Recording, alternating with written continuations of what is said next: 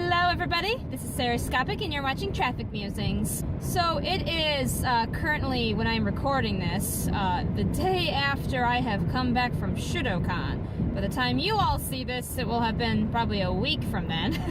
But I am exhausted, as is usual after conventions. But, and you could probably hear that my voice is completely shot. Not completely, but is pretty shot. But hey, it was an awesome time. And I know I don't usually always talk about like the conventions and stuff like that, because I feel like it's repetitive sometimes, but I also feel like I have to talk about like a particular topic that, you know, like, oh, this type of convention reminds me of this. And I don't really have to do that. I think you guys would just be interested to know what happened at the convention. So, and also, in case anybody wants to know, I can just direct them to this video. So that's useful. Yay! So anyway, ShutoCon 2017 was great. I had some reservations at first of going, mostly because I usually go to conventions based on the guests that are going, even if I don't spend all my time with that guest, because, you know, that's kind of an exciting part. That just happens to be what I base it off of. Everyone has their own, you know, basis for going to conventions, but I have limited time and money, so I usually, you know, do it based on who might be there, even, you know, if the convention might be cool on its own. So it's really unfortunate, but that's just kind of how I usually base things. And I wasn't so sure about this convention because a lot of the voice actors who were going to be there were not people I was super like, oh my gosh, I love this person, you were in everything. And to be fair, it was kind of a naive thing to say, because the only reason I thought that at first was because the theme for ShutoCon this year was Magical Girl, and with some emphasis on Sailor Moon. So a lot of the voice actors who came, especially there were a lot of female voice actors, and pretty much, I think all the female voice actors had some kind of, involvement in Sailor Moon, including like the old Sailor Moon, and the newer one, I believe. I have to kind of look that up, because I watched a lot of Sailor Moon when I was younger, but I don't remember it tons, and I don't really watch the newest one, so, you know, that's kind of how it goes. But then I was excited because some of them that were coming, I did recognize them from other things that I had been watching, and also on top of that, a YouTuber that I follow, but more so my brother loves, is Brentalfloss, and he was going to be there, and he hasn't been on the convention scene in many, many years, or not even much on the YouTube scene in many years, and so that was just really cool. And my brother was super jealous because it was on his birthday week and he was going to be there and he couldn't go. So, you know, that's what happens. But anyway, so at first I was unsure, but it actually ended up being a fantastic weekend. I'm so glad I didn't skip out on it. I mean, most of it, of course, because I had some great people to hang out with and such like that. Partners in crime, Tanisha. Woo! Okay. If she watches this. But, you know, it was still just fun by itself.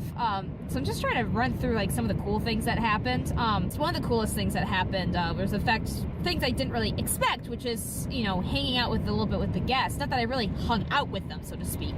But the thing is that I'm pretty picky now when it comes to guests, and one of the reasons I like going to smaller conventions is because it's easier to talk to the guests at smaller conventions. And since I do guest handling at, you know, AlmaCon sometimes, I'm especially like, oh, it's not enough they just get their autograph and they move along, because I'm such a pretentious freak, which is true. I'm very pretentious like that. Not gonna lie. But, you know, so that's why I want to make, that's also why I want to make sure it's someone I care about, so I'm not just getting the signature for the sake of the signature, you know? So anyway, so I'm in line to get autographs for some of the guests, and these three guests, and each of them for various reasons. One of them was, she did play a character that I really liked, Chiaki from Danganronpa. She was there, and she's adorable, and I wish we could actually chat, because we like have very similar personalities. And so she was there, and then someone who voice acted Alia from Miraculous Ladybug was going to be there. And then there was another person, and then the other person who was going to be there, I don't think I really knew the roles that she voiced for, but I happened to catch parts of her panel, her Q&A, and she's really cool, Erica Mendez, because she kind of has been living the dream as far as, like, for people who've been around anime conventions a lot, whenever you talk to famous voice actors, you kind of get the same story of how they got started, which is, I was looking for a job, anime happened, and I got into it, and I didn't know what was going on. And it's kind of too bad because, like, you get that story over and over. But Erica Mendez, for instance, is a different example of someone who was well aware of the industry, liked anime, loved video games, and wanted to go into voice acting. And so she pursued that, and, you know, she even she said there was a lot of luck involved. She kind of knew some people, but she still got into it, you know. It's just a story that some people who are into that field kind of need, right? So anyway, so those three ladies happened to be there, and so I got in line, and I dressed up as Akane from 999. As you all know, it's one of my favorite characters in cosplays to do. And Erica recognized me instantly. She knew she had played that game, and so, you know, because the line's moving slowly, because you kind of have to go from person to person. So thankfully, one of my friends was behind me, so she didn't mind that I talked Erica's ear off about the game. And so we had a great, you know, chat about that, which was awesome. Like, you know, hell yeah, it's such a great game. Just gonna pause real quick. Car in front of me has a license plate that says vegans. No, not vegan, vegans. So I don't know how to feel about that. I guess there's more than one vegan. Oh, don't swerve into the other lane, dude. That's not very vegan of you. As if I know what it is to be vegan. Anyway, what was I talking about? So that was really cool. So with her, and then the next person I saw was, I'm gonna butcher her name, Christine Cabanos, the one who voiced Chiaki. I saw her and got her autograph, which was cute, but then I kind of had to move along to the last person, who's Carrie, can't think of her last name. All the voice actors this year had C names, and it messed with my brain, and I could never figure out who was who. Anyway, so I saw Carrie at the end, and she happened to recognize me because I actually helped volunteer for ShutoCon this year, which I've never done before, and it was a good experience. I only did a couple hours, nothing extreme at all. I still wanted to enjoy the convention, and I happened to help with her panel, as in, like, I was just helping with the line for her panel, but they needed help with setup, so I kind of helped a little, not lead it, but, like, because all of a sudden everyone was looking to me like, how should we set this up? And I was like, why are you asking me? Okay, how about this way? You know, and they figured it out, you know, but I kind of helped her out a little bit with that.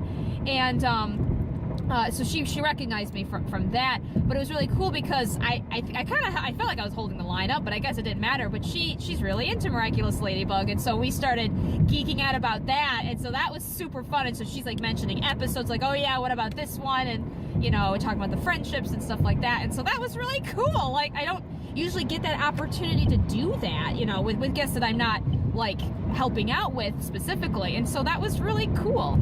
So that was a really cool experience. Yay! So I mentioned Brental Floss I got to see, who was also really, really awesome. He did a concert, super loads of fun. You could probably find, people have made videos, so you could probably find them. I think the main thing I was really surprised about was how do I explain this? So, you know, you see his videos, and either they're like, for those who don't know, going back and forth, you can look him up on YouTube, you can find him, but he does, he became famous of doing what if blank is in a game had lyrics, and putting lyrics to, like, theme songs of certain games. And some of his videos are really, like, intensive, like the Ocarina of Time Legend of Zelda game, and others are, you know, very simple. And some of them are animated, that he isn't, like, he kind of puts clips from the games and stuff like that, and others are like full productions that he acts out in. And so what I didn't really realize was just how, you know, active he is on stage, which was really cool. He's acting things out, you know, he's really getting into it. And he still, like, has the lyrics memorized, which I'm amazed he does after all these years. And so it was really fun to see. It was really fun in concert. It was a noon concert too, which was hilarious because he was like, I feel like we're in church right now. You guys are all church people from Lansing, just because it's a smaller crowd and we're all very quiet. But it was still a lot of fun. He was great. And I also appreciate him because well, by the time this video is up, my brother will have already gotten this present, but he agreed to make a quick video, like a birthday message for my brother. It was really chill about it, which I really appreciated, because he did not have to do that. That is, like, you know, I didn't want to be a creeper on him, like, hey, can you do this for me? But I kind of end up doing that anyway, but that's okay. And what was really funny is, for those of you who don't know, I have a special book that I've been keeping autographs in. Not since forever. I wish I had in the beginning. There's a lot of autographs. I could have in it by now, but my boyfriend gave it to me a couple of years ago, so I've been filling it up now. And it's really cool because if I get to know the guests, you know, they leave messages in there. And as I gave him my book to sign, I had told him, like, you know, oh, I want to get this for my brother, blah, blah. And I turned to somebody in line behind me. I was like, yay, I'm a good sister now. And in the book it says, you're a good sister, parental flaws. So that was pretty funny. But yeah, he was really cool. He also has a new mobile party game, kind of like Jackbox or whatever those games are called Use Your Words. And I wasn't sure what it was going to be like because those games are getting popular. But it's pretty unique on its own, and it's unique because, as he described, and I didn't even think about this, like, I grew up playing Boulder Dash and those kinds of games. Like, those are, like, our family's, like, favorite games to play, and so things like the Fib game, I think, or that drawing game from Jackbox games. Is that what they're called? Jack TV? I don't know. Anyway, you know what I'm talking about. Those games, the whole point, and I kind of forget this because I've played so many of them, is not to be the funny one, but to trick people, to get them to act, you have to pick the accurate one. And Use Your Words, it's just about humor. It's not truth. It's, make up something, and people vote on their favorite on what they think is funny. But the trick is that every round always has a fake answer, a fake answer from the game, basically. And if you choose that one, then you lose points. While if you just choose what you think is the funniest, then you just help someone else gain points. So it's a little different in that. So that's what's one unique thing about it. And the other unique thing about it is the actual, things. They're only, he said there's 4. We didn't get to see the 4th one yet, but we saw, 3 different types of games that you can do. One is subtitle. So he finds, I think they may be American movies with another language subtitle, or they're I don't know what they are. They're always public domain videos, and you see the subtitle, and they're speaking in a different language besides English, I should say. They're not speaking English, and then you have to fill in a subtitle of your own making. So that's one game, which is so funny. I don't know why no one hasn't thought about that one. So that's really funny. The other game they do is, make up a headline. So there's a stock photo, and you have to make up a headline. And the other one is just kind of I think it's called a blankomate. It's just kind of a fill in the blank. So there are things like, I'm trying to think of an example. At Thanksgiving, we always make sure not to say blank, and then you can fill it, you can say 1 word, you can say 10 words, however you want to fill it, and stuff like that. And it was really interesting, because the main thing he talked about when he's, because that game sounds kind of simple in theory, and it's mobile use and stuff like that, like I mentioned before. And it sounds simple in theory. It's like, find public domain videos, find a bunch of stock photos, but it's not that easy, because as he explained it, he had to kind of choose prompts that kind of made people funny, because there are people who are naturally humorous, like myself. I'm just kidding. Oh gosh, why did I even make that joke?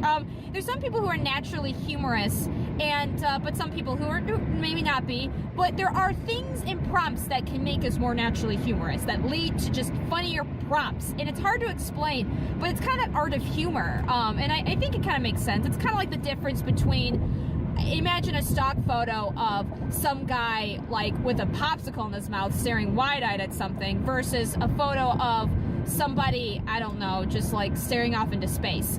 You could make up funny headlines for either of those pictures, but which is naturally going to spark your brain to think of a funnier headline? You know what I'm saying? And so that was kind of what he was talking about, was the difficulty of doing that, and why he had to beta test this over and over again to kind of get rid of the ones that, rid of the prompts that just weren't, making up funny responses, So that was an interesting thing he mentioned.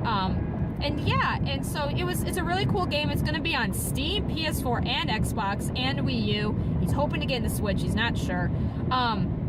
And I'm definitely going to get it when it comes out, because the other cool thing, I talked to him about this afterwards, because I noticed, I didn't get to play the game, because he had some people get to play the game, but he has a spectator mode too, where spectator mode, you just basically do reactions to certain people's answers, and so they get awards at the end, just something simple for crowd involvement. But he has I noticed on the screen, it said something about a tip about a Let's Play mode, and so I asked him about it, and he mentioned how the music that he uses for the game is copyrighted. Of course they use it, but he has if you turn on Let's Play mode, what that does is he makes sure that the music being used is a public domain music, so you don't get in trouble with YouTube. And also he adds 30 seconds to the clock for all the things you have to do in the game to account for lag. So, because I think you get about like 60 seconds to like choose an answer or write an answer, and so he adds like 30 seconds onto that to account for lag.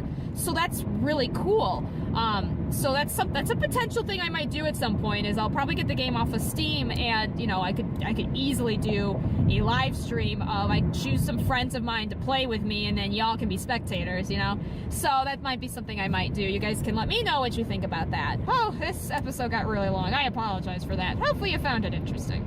I hope you guys have a wonderful day. I hope something amazing happens to you. Without further ado, I hope to see you all in the next episode.